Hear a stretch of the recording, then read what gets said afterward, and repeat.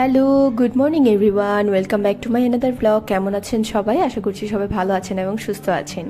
আজকে আমি আপনাদের সাথে শেয়ার করব ডিমের রেসিপি, মানে সেদ্ধ ডিম কিভাবে হচ্ছে কারি রান্না করলে খুব মজাদার হয় সেরকমই একটা শেয়ার করব।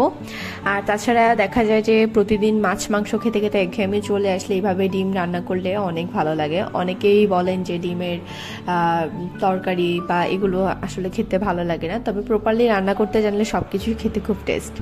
সো এখানে আমি 4টি ডিম সিদ্ধ করে নিয়েছি এবং মাঝখান থেকে ফালি করে 2 টুকরো করে নিয়েছি। এবার এগুলোর মধ্যে হলুদ এবং লবণ মাখিয়ে নিলাম।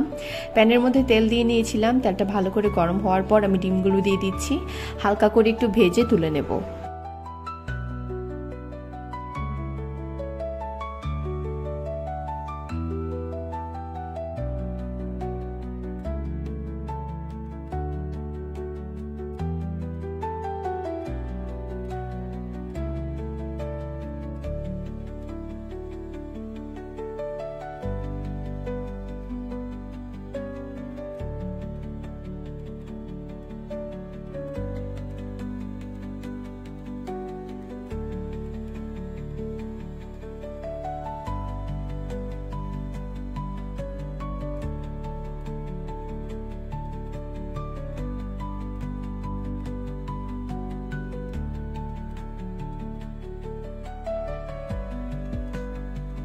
তো ডিমগুলো হালকা ব্রাউন করে ভাজা হয়ে গিয়েছে এবং আমি তুলে রেখে দিয়েছি। এখানে হচ্ছে কিছু আলু, মানে 2টা আলু আমি কিউব করে কেটে নিয়েছি, প্রপার কিউব না তবে ওরকমই ট্রায়াঙ্গেল বলতে পারেন।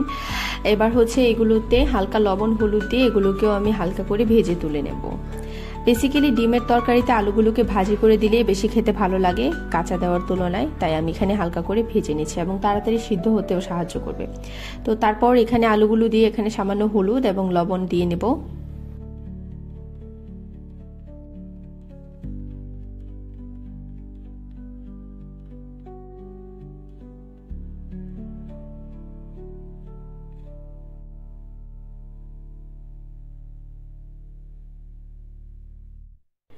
এরপর আলুগুলোকে নেড়ে চেড়ে ভেজে হালকা ব্রাউন করে নেব, ব্রাউন করে নামিয়ে নেব।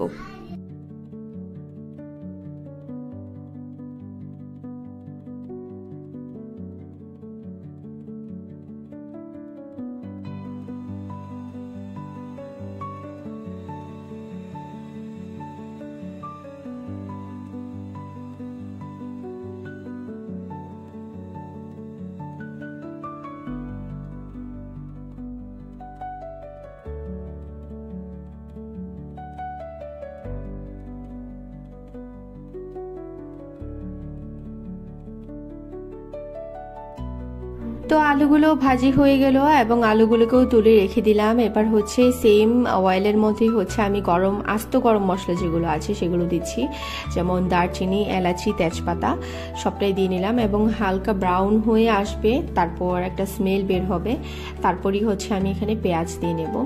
খুব ভালো করে গরম মশলাগুলোকে ভেজে নিতে হবে, তা না হলে প্রপারলি স্মেল আসবে না, ফ্লেভারটা ভালো আসবে না। এটার মেইন ইনগ্রেডিয়েন্টস হচ্ছে এটাই, কারণ ডিমের তরকারিতে গরম মশলা দিলে ভালো লাগে। আর তাছাড়া প্রতিদিন রসুন দিয়ে খেতে ভালোও লাগে না, সব সময় রিচ খাওয়াটাও আসলে ঠিক না। তো যাই হোক, এখানে আমি পেঁয়াজগুলো দিয়ে নিচ্ছি। এবার পেঁয়াজগুলোকে ব্রাউন করে ভেজে নিচ্ছি।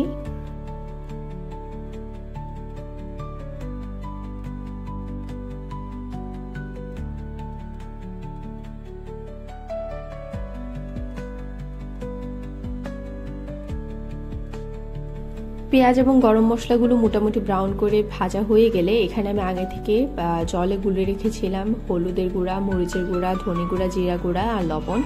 তো এভাবে করে আপনারা গুঁড়া মশলা যদি ব্যবহার করতে চান অবশ্যই ভিজিয়ে রাখবেন বলতে জলে গুলে রেখে দিবেন, তাহলে বাটা মশলার গন্ধ বের হবে।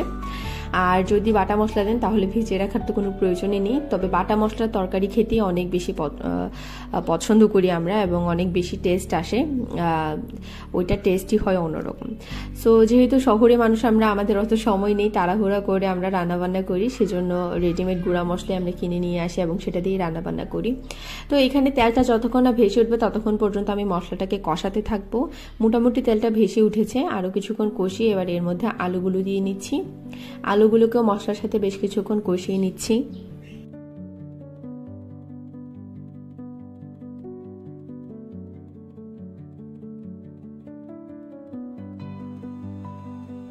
তো মোটামুটি আলুগুলোকে কষানো হয়ে গেলে এখানে আমি দুটো টমেটো কিউব করে রেখেছিলাম, টমেটোগুলোও দিয়ে দিলাম একসাথে। এবার সবগুলোকে হালকা করে কষিয়ে নিচ্ছি।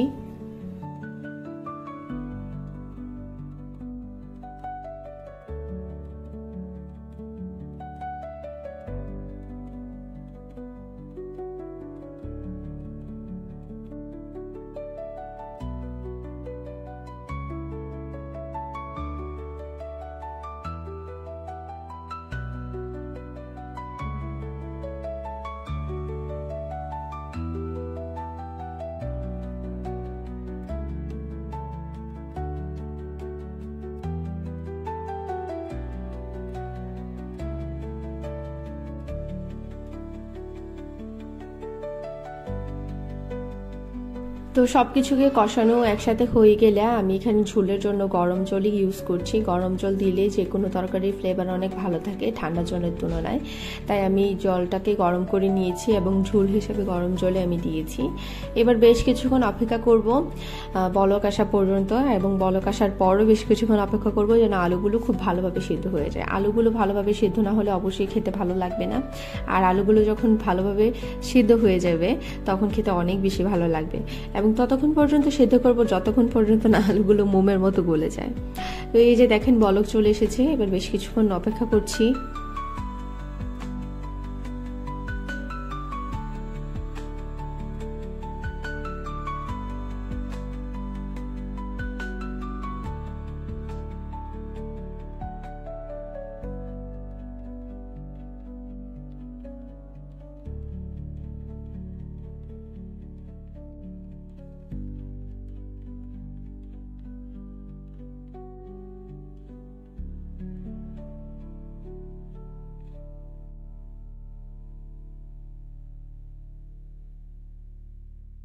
তো মোটামুটি আমার আলুগুলো সেদ্ধ হয়ে গিয়েছে এবং ডিমগুলোও দিয়ে নিলাম। এবার উপর থেকে কিছুটা গরম মশলা দিয়ে নিয়েছি এবং প্রয়োজন মতো পরিমাণ মতো ঝোলটাকেও শুকিয়ে নিচ্ছি।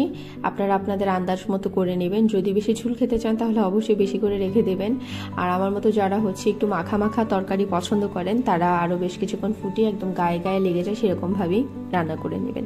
তো আমার আজকের রেসিপি এই পর্যন্তই ছিল। কেমন লেগেছে অবশ্যই সবাই কমেন্ট করে জানাবেন। ভালো লাগলে অবশ্যই আমার চ্যানেলে সাবস্ক্রাইব করে বেল আইকনে প্রেস করে দেবেন। যারা অলরেডি সাবস্ক্রাইব করেছেন তাদেরকে অসংখ্য ধন্যবাদ। দেখা হচ্ছে নেক্সট লাইভে এবং ব্লগে। টিল দেন সবাই অনেক ভালো থাকবেন এবং সুস্থ থাকবেন। নাও টাটা।